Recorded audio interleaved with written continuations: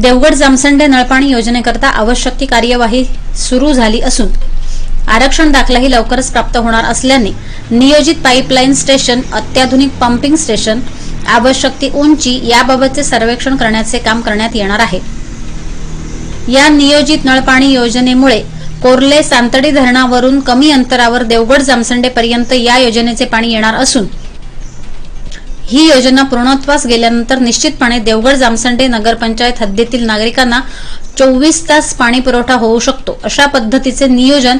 या योजनेत करण्यात येणार असल्याची माहिती निवृत्ती उर्फ बुवा तारी यांनी दिली। यावेळी गटनेते संतोष तारी, बांधकाम सभापती तेजस मामघाडी, आरोग्य शिक्षण सभापती विशाल मांजरेकर, नगरसेवक नितीन बांदेकर, रोहन खेडेकर, विकास कोंडे, युवा सेना अधिकारी निनाद देशपांडे, बाळा कणेरकर आदी उपस्थित होते। देवगड जामसंडे नगरपंचायत हद्दीतील नागरिकांना वारंवार पाणी समस्या भेडसावत असून या ठिकाणी नवीन नियोजित नळ पाणी योजना व्हावी यासाठी विविध स्तरावर प्रयत्न चालू आहेत आणि अशाच पद्धतीने यापूर्वी देखील प्रयत्न केले गेले। यापूर्वी अन्य भागातून देखील शिरगाव असो अथवा कुर्ली घोणसरी असो येथून पाणी आणण्याचा प्रस्ताव सादर करण्यात आला किंवा त्यासाठी प्रयत्न केले गेले आणि सद्यस्थितीत देवगड तालुक्यातील कोर्ले सातंडी धरणावरून या ठिकाणी नियोजित नळपाणी योजना करण्यात यावी यासाठी प्रयत्न सुरू असून त्या नियोजित नळपाणी योजनेच्या अनुषंगाने आवश्यक असणारी नळपाणी योजनेची जी काय आवश्यक असणारी लागणारी उंची किंवा अन्य काही ज्या सुविधा आवश्यक असतात त्यासाठी सर्वेक्षण करण्याचं काम या ठिकाणी आज देवगड येथे पुणे येथील श्रेयस इंजिनियर या कंपनीनं करण्याचं निश्चित केलं आणि त्या अनुषंगाने या ठिकाणी देवगड खाक्षी जिल्हा या ठिकाणी या सर्वेक्षणाच्या कामाचा शुभारंभ नगराध्यक्ष साक्षी प्रभू व नगरसेवक यांच्या उपस्थितीत करण्यात आला आणि त्या अनुषंगाने आपल्यासोबत आहेत नगरसेवक निवृत्ती तारी उर्फ बुवा तारी। आपण तारी साहेब या योजनेविषयी काय सांगू शकाल? नक्कीच आज जो देवगड शहराचा गेली कित्येक वर्ष पाण्याचा प्रश्न आम्ही कुठेतरी जो नवीन कोर्ले सातंडी धरणावरनं पाणी प्रोजेक्ट केला आहे तर त्या पाण्यासाठी जो पाईपलाईन असेल किंवा धरणापासून येणाऱ्या पाईपलाईनला लागणाऱ्या पाण्याच्या टाक्या असतील, त्याच्यानंतर वॉटर ट्रीटमेंट प्लांट असेल, ह्याचा जो सर्वेचा शुभारंभ आज आहे तो आज आपण पुण्याची जी श्रेयस इंजिनिअरिंग कंपनी आहे त्यांच्यामार्फत केला जातो आणि त्याचाच एक भाग म्हणून आज शुभारंभ आपण इथे केलेला आहे आणि लवकरच त्यांचा सर्वे पूर्ण होऊन त्या सर्वेप्रमाणे आपण MGPला जे PMC म्हणून नेमलेलं आहे की त्या आपल्या पाणी प्रोजेक्टच्या सर्वेक्षणासाठी किंवा मॉनिटरिंग करण्यासाठी जे ग्रामीण पाणी पुरवठा जे आपण नगरपंचायतमार्फत जो हे दिले आहे ठेका दिलेला आहे त्यांच्या नियंत्रणाखाली लवकरच आपण शहराची ही पाणी योजना जो पाणी आरक्षण दाखला असेल किंवा पाण्याच्या जागा खरेदीचे विषय असतील, त्याच्यानंतर योजना कार्यान्वित करण्यासाठी जे काही प्रयत्न आहेत ते डिसेंबरपर्यंत मंजुरी आणून या एका वर्षाच्या आतमध्ये योजना कार्यान्वित करण्यासाठी जे प्रयत्न आहेत ते आपण सुरू केलेले आहेत। योजनेविषयी या योजनेत विशेषतः प्रामुख्याने कशा पद्धतीच्या सुविधा असतील अथवा ही योजना पूर्णत्वास नेण्याकरता कोणत्या प्रकारची यंत्रणा या ठिकाणी वापरली जाईल याविषयी आपण काय सांगू शकाल? या योजनेमध्ये नवीन जी योजना आपण बनवली आहे ते कोर्ले सातंडी धरणावरनं जे आपल्या देवगड शहरापासून एक 26-27 किलोमीटर अंतरावर आहे। मागील जी योजना होती जी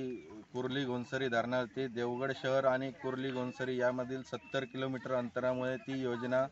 जवळजवळ 110 कोटीची होती आणि त्यातले 10% लोकवर्गणीतनं गोळा करायचे होते, म्हणजे 11 कोटी, जे शक्य नव्हतं। त्याच्यानंतर पाणी आरक्षणचा दाखला जो पाणी आरक्षण लागतं शहरासाठी पाणी लागतं त्याचं जे आरक्षण होतं ते दाखला देण्यासाठी कुठेतरी लघु पाटबंधाऱ्याने 3 वेळा प्रस्ताव रिजेक्ट केलेला आहे। त्यानंतर आपण ही जी नवीन योजना MGPच्या सहकार्याने नवीन योजना धरली आहे त्यामध्ये धरणावरती जॅकवेलपासून नंतर 245 HP पंप तिथे लावून तासाला जवळजवळ 2.5 लाख लिटर क्षमता म्हणजे पाणी फेकण्याची क्षमता असलेला पंप तिथे बसवत आहोत। त्याच्यानंतर गोवळ येथे आपण 5 लाख लिटरची टाकी धरत आहोत। तिकडनं ग्रॅव्हिटीने पाणी जवळजवळ आपल्या शहराचं जे सगळ्यात उंच भाग आहे तो समुद्र सपाटीपासून 110 मीटरचा आहे आणि गोवळ येथील जी टाकी आहे ती समुद्र सपाटीपासून 16 मीटरवरती आहे, त्यामुळे 100 मीटरचा फरक असल्यामुळे, उंचीमध्ये फरक असल्यामुळे ते पाणी आपल्याला ग्रॅव्हिटी, या अगोदर आपण जे विद्युत पंपाद्वारे जे पाणी हे करत होतो ते न होता शहराची कुठेतरी दर महिन्याला नगरपंचायतीचं 3 लाख रुपये बिल येत आहे, ते वाचण्यास मदत होणार आहे. त्याच्यानंतर जवळजवळ आपण 30 किलोमीटर DI पाईपलाईन टाकतो आहे. त्या पाईपलाईन स्टील कोटेड असल्यामुळे त्याचा 50 वर्षाचं लाईफ आहे. या अगोदरच्या ज्या पाईपलाईन आहेत दैभाव योजनेवरची, त्याला जवळजवळ वर्षाला 90 ते 95 लाख रुपये खर्च घातला जातो आहे देखभाल दुरुस्तीचा, तो पण कुठेतरी आपला वाचणार आहे.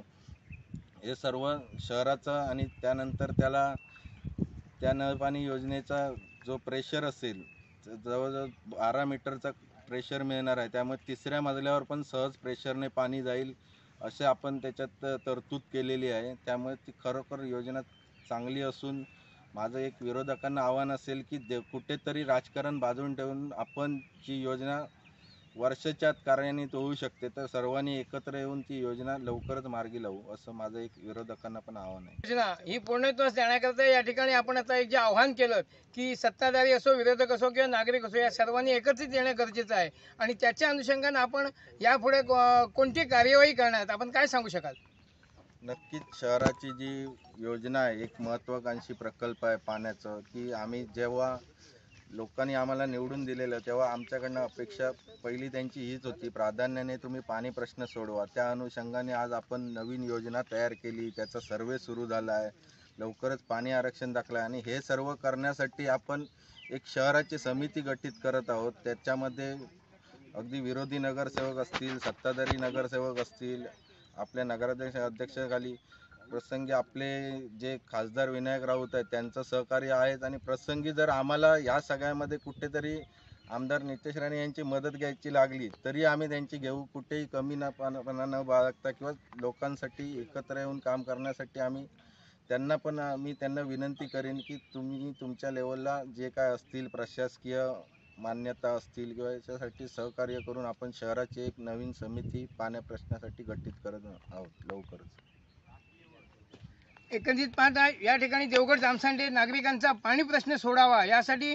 देवगड जामसांडे नगरपंचायतीच्या माध्यमातून जे काही प्रयत्न चालू आहेत त्यासाठी येथील स्थानिक खासदार असो, आमदार असो, त्याचप्रमाणे येथील जनता जे ग्राहक आहेत आणि त्याचप्रमाणे येथील सर्व लोकप्रतिनिधी यांना एकत्रित करून अशा पद्धतीची एक समिती गठीत करून हा लवकरात लवकर देवगडचा पाणी प्रश्न सोडवण्यासाठी प्रयत्न केले जातील असा इथं आत्मविश्वास देखील निवृत्ती तारी यांनी व्यक्त केला आहे, आणि त्याच्या अनुषंगाने आपण लवकरच यावर योग्य ती कार्यवाही करू असं आश्वासन दिलं आहे. सिंधुदुर्ग 24 ताससाठी दयानंद मांगले, देवगड. तर अधिक बातम्या आणि अपडेट्ससाठी पाहत रहा सिंधुदुर्ग 24 तास. सिंधुदुर्ग 24 तासला सबस्क्राइब करा आणि बेल आयकॉनवर क्लिक करा. सिंधुदुर्ग 24 तास सदैव तुमच्या सोबत.